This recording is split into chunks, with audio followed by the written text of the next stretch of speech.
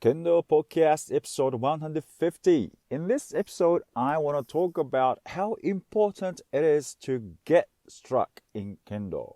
Kendo Podcast by Hiro Mafuji from KendoGuide.com. Thank you for listening.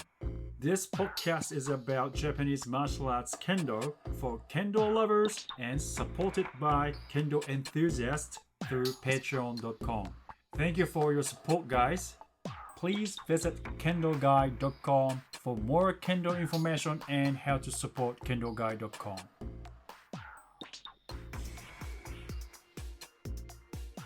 Welcome to Kendo Podcast episode 150. Yes, now I want to talk about how important it is to get struck in Kendo in this episode.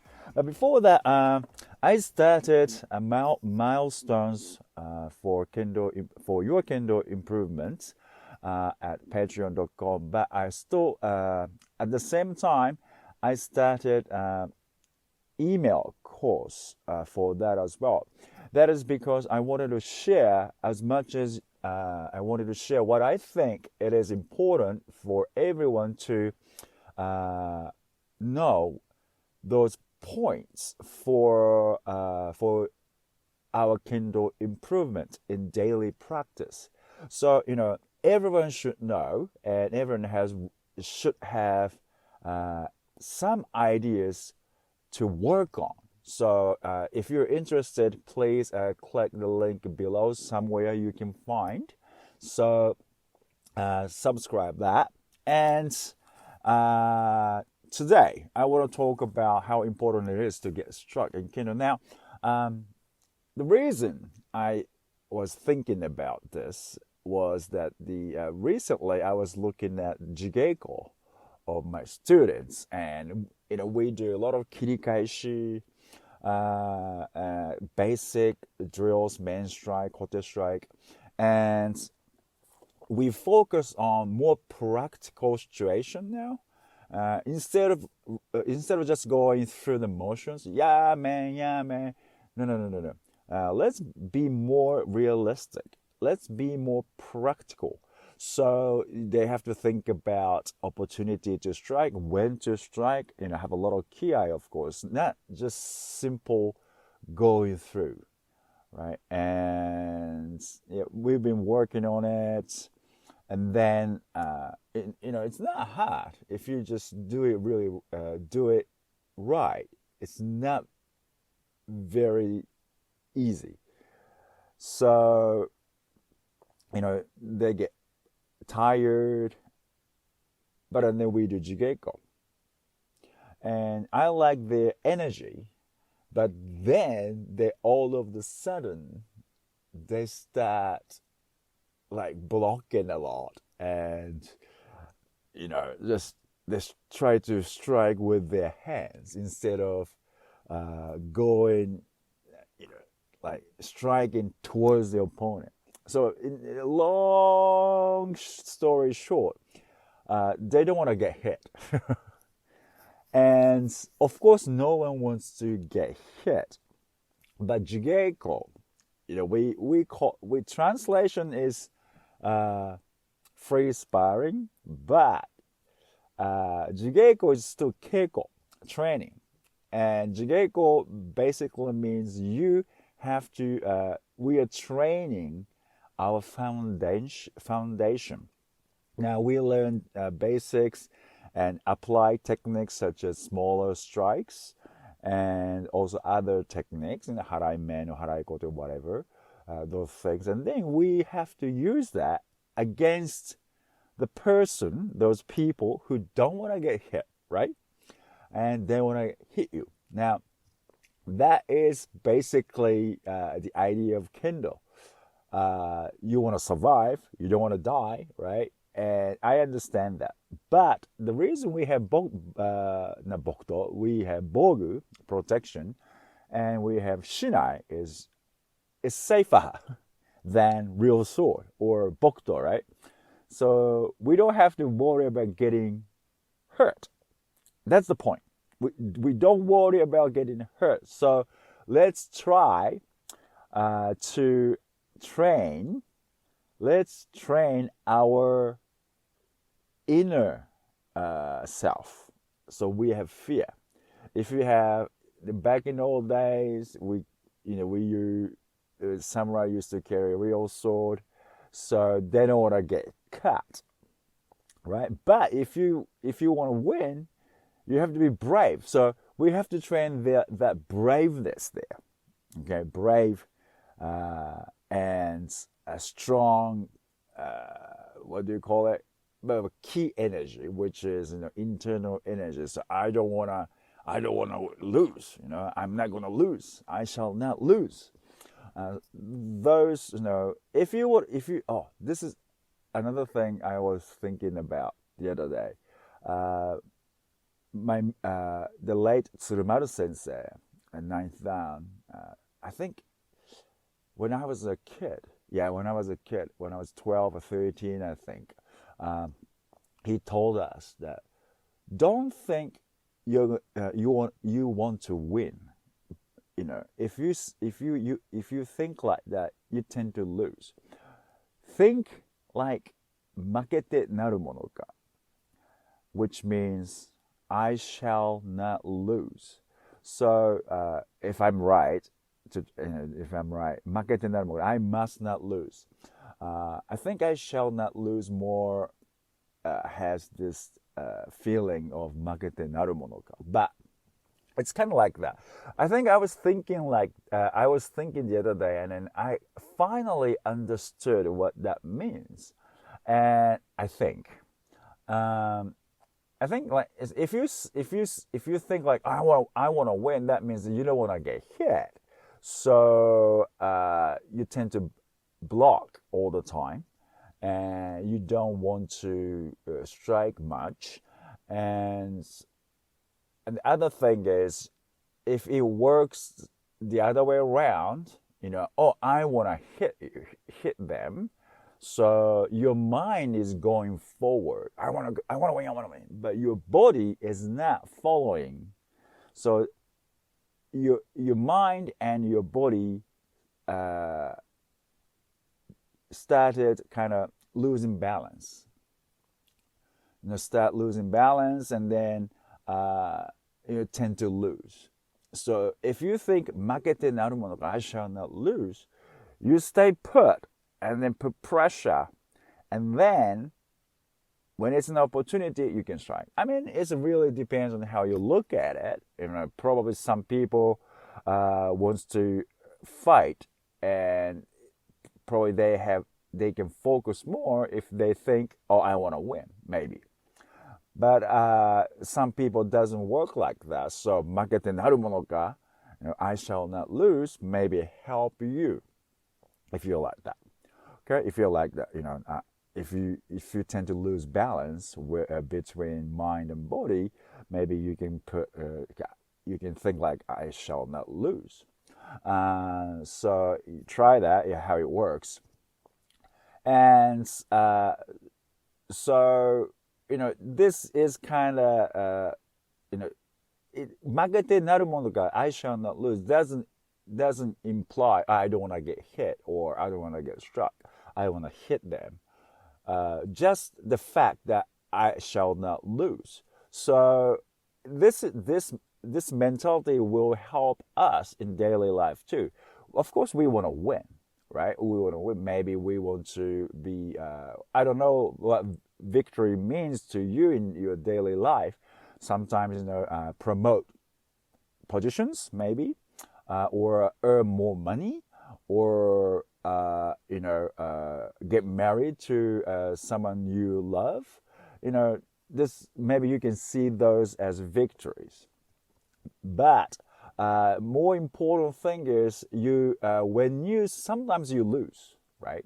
Sometimes you lose, and you have to come back up, right? You can't just stay loose, or you can't stay go, oh man, I lost. You can't stay in that state forever. So Makete Narumonoka, this mentality, I shall not lose. Okay, we can use that mentality in daily life too. Okay, so I think now I can see why he told us that. Maybe he was talking about Kendo, but we can, apply that in daily life as well.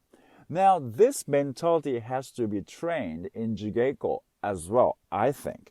So I was reading Kendo Jidai, which is a Kendo magazine, 2011, July issue, number 467. Page 36. This is like a conversation between Ishizuka Yoshifumi sensei and Sato Hiromitsu sensei. They are Osaka police. They work at Osaka police, and they talk about tame.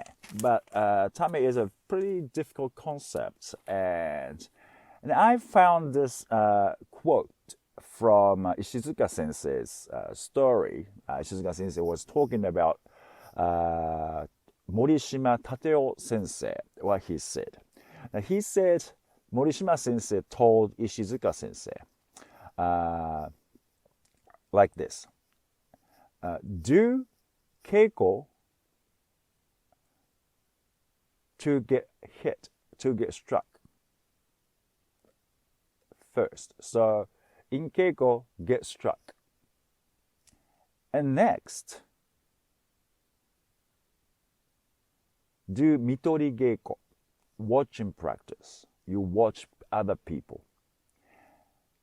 And then, lastly, at very last, do keiko to hit targets, to strike targets. So we always think hitting practice is number one, right?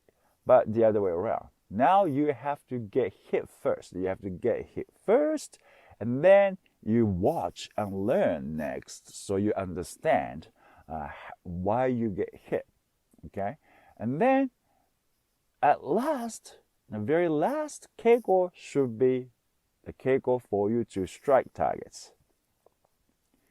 I think this is very deep, because no one wants to get hit.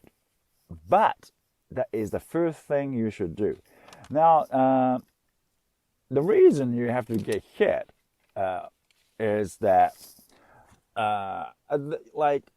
depends on your level. You really need to get hit. That because when by getting hit, you understand. Oh, that's their distance. Okay, that's because you get hit from the certain distance. So there's a reason why you always get hit from that distance, because that's their distance. So you don't want to get into their distance that easily. And also, because you get hit from there, that means you have to do something when before you get into that distance. So if you go backwards, something happens at a certain point, and you can start going backwards and analyze why you get hit all the time, or why did you get hit by certain people. So you can start analyzing. This is very important, especially if you practice with the same people. You can kind of start understanding what people, what that person do, what your kendo mate will do in Jigeko, right? So you have to start analyzing, and sometimes you have to do something different against the same people. Otherwise, you're just repeating same thing over and over, and you won't improve. Especially if you get hit, the reason you have to get hit is you have to learn from it. So you have to start analyzing why you get hit and how you can hit them. So now next, watching practice. You watch people fighting that person, okay? And then how they fight him or her, and what they do to strike them. Okay, so that kind of practice is, we call it mitori geiko. So that's very important. So you can analyze your opponent, and you can analyze at the same time how you can strike those people. So that's very important. Now, and then you can practice how to strike. targets against certain people. You have to have some opponent in your head, and then start practicing. So that's very important. This is a great teaching of process, how to improve, I think. So Jigeko too, a lot of people think that's a kind of shiai practice, but it's not. It's training your kind of testing your skills in Jigeko and training your mind. You get hit, you thank them. Thank you for teaching me my weakness, and I will teach you your weakness too.